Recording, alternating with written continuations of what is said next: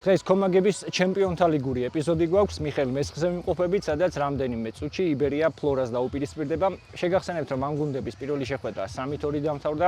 მიუხედავად იმისა, რომ იბერია ერთბურთიან უპირატესობას ფლობს, ყველაფერი დღეს მაინც აქ გადაწყდება. განწყობა შესანიშნავია, ფეხბურთელები ხურდებიან ტრიბუნების ივსება და იმედია, რომ შეხვედრის ბოლოსაც ყველა კარგ განწყობაზე ვიქნებით, თუმცა მანამდე, რა თქმა უნდა, გავიგოთ, რას ფიქრობენ კომაგები და ვნახოთ შეხვედრის საუკეთესო მომენტებიც.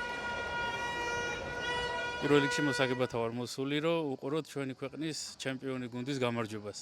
ძალიან ასიამოვნები ვარ გასვლითი თამაშით და ველოდები, რომ საკუთარ კედლებში უკეთეს შედეგს აძლევს ჩვენი საყვარელი გუნდი. ჩვენი გუნდი არის ერთმუშტად შეკრული და ვფიქრობ, ჩვენი სპორტისადმი სიყვარულით ყველაფრის გადალახვა შეგვიძლია, მიუხედავად იმისა, ვინ იქნება ჩვენი მეტოქე. ნავსი გატყდება და ჩემპიონთა ლიგაზე თუ არა, სადღაც ევროპის რომელიღაცა ტურნირზე გავალთ, მაგ იმედით ვართ მოსულები. მეც იგივე იმედებით ვარ მოსული და იმედია იბერია მოიგებს და ვფიქრობ, რომ იბერია გავა ჩემპიონთა ლიგაზე. ჩემი აზრით დღეს იბერია 1999 გაიმარჯვებს 3-0 და ვაჩვენებთ კლასს ესტონეთს. წინა მატჩიდან ცოტა რთულადაც ითამაშეს, რაღაც მომენტებში არასწორად გაუშვეს გოლი. არ უნდა გაეშვათ, ისე გაიტანეს გოლი. და ჩემი აზრით დღესაც დაძაბულობა იქნება, დღესაც ომი იქნება, რაც თავარია და დღესაც იქნება, რაც თავარია ბრძოლა.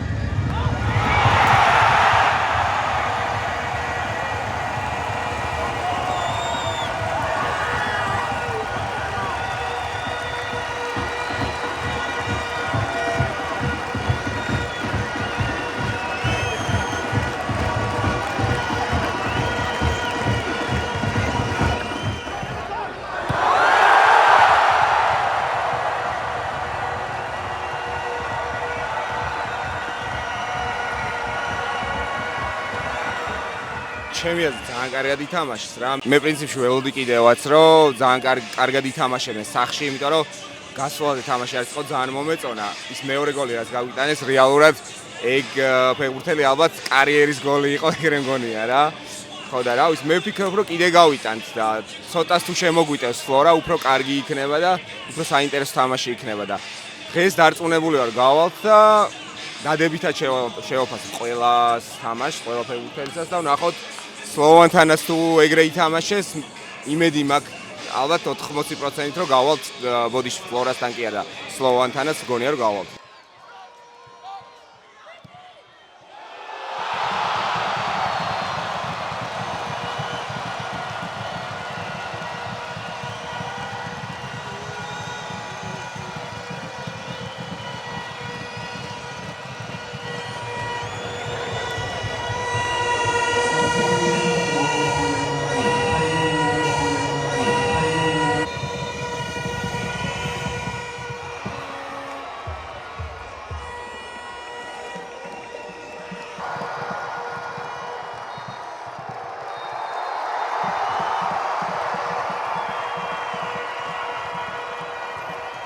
დამთავრდა შეხვედრა.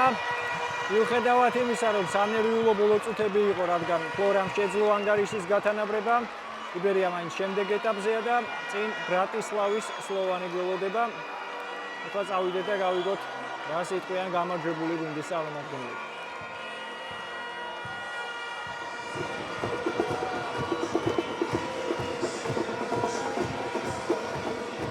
ჩატარებული თამაშით საერთოდ არ ვარ გახარებული. სახეზე ღიმილი არ მაქვს, რადგან 2-2 ვითამაშეთ. მოედანზე რაც მოხდა, იმაში მხოლოდ ჩვენ ვართ დამნაშავე. კიდევ ერთხელ გავიმეორებ იმას, რაც პირველი შეხვედრის შემდეგ ვთქვი. ჩვენ მენტალიტეტზე უნდა ვიმუშაოთ. რაც შეეხება ცვლილებებს. ადრე იყო თუ გვიან, დღეს ყველაფერში ჩვენ ვართ დამნაშავე, რადგან ინიციატივა მოწინააღმდეგეს ჩვენივე ხელით დაუთმეთ. შეხვედრის ბოლოს რაც დაგვემართა, ამაში მხოლოდ ჩვენ ვართ დამნაშავე, რადგან ბურთის კონტროლის ნაცვლად უბრალოდ მისი უმისამართოდ მოგერიება დავიწყეთ. თუ მეტოქეს კონტროლის ქვეშ მოაქცევ 90 წუთი და დამატებითი დროც ასე უნდა აკონტროლო და არ უნდა გადახვიდე დაცვაზე და მოგერიებაზე. თუ მხოლოდ მოგერიებაზე გადადიხარ, ყოველთვის წააგებ. რაც შეეხება სლოვანს, ჯერ დეტალურად არ შეგვისწავლია, რადგან ფლორასთან შეხვედრის ფინალისათვის ვემზადებოდით. ეს პირველი ეტაპი იყო. ახლა უკვე სლოვანზე გადავერთვებით. ამ ეტაპზე მხოლოდ ზოგადი ინფორმაცია მაქვს. ის სლოვაკეთის ჩემპიონია და ამ ქვეყნის მრავალგზის ჩემპიონიც. ბოლო დროს იქ ვლადიმერ ვაისი მუშაობდა, რომელიც საქართველოს ნაკრებსაც წვრთნიდა. ახლა იქ იაია ტურე მუშაობს, რომელიც ბარსელონასა და მანჩესტერ სიტის ფეხბურთელი იყო. ამიტომ მეტნაკლებად ხვდები რა სტილშიც ითამაშებენ. ჩვენ მათ უფრო დეტალურად შევისწავლით, მაგრამ ეს უკვე სულ სხვა დონეა. ბრატისლავის სლოვანი უკვე ფლორა აღარ არის. ამიტომ ძალიან სერიოზული მეტოქე ველოდება. ნიკა სიხარულაშვილის ფორვარდად დაყენება კი ჩემი იდეა იყო. იმ კუთხით, რომ ნიკა უფრო ტექნიკურ და კომბინაციურ ფეხბურთს თამაშობს. მას ესმის ფეხბურთი. ამიტომ ჩემს სისტემას უფრო მეტად ერგება.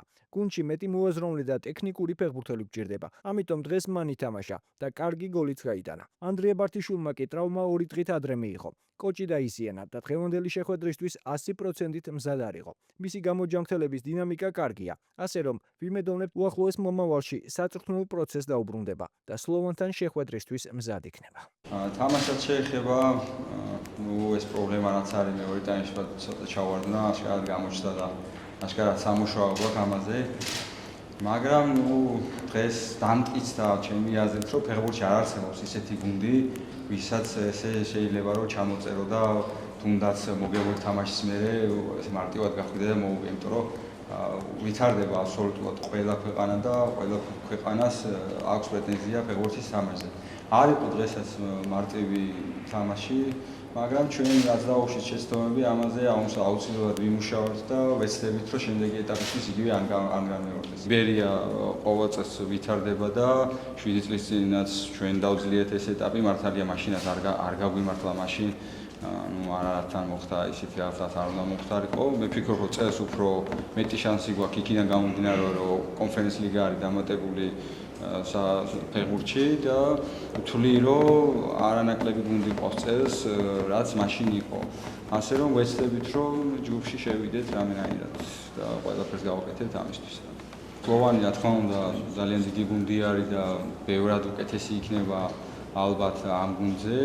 მაგრამ ჩვენ ისევ ვაპირებთ, რომ ჩვენი ფეხბურთი ვითამაშოთ.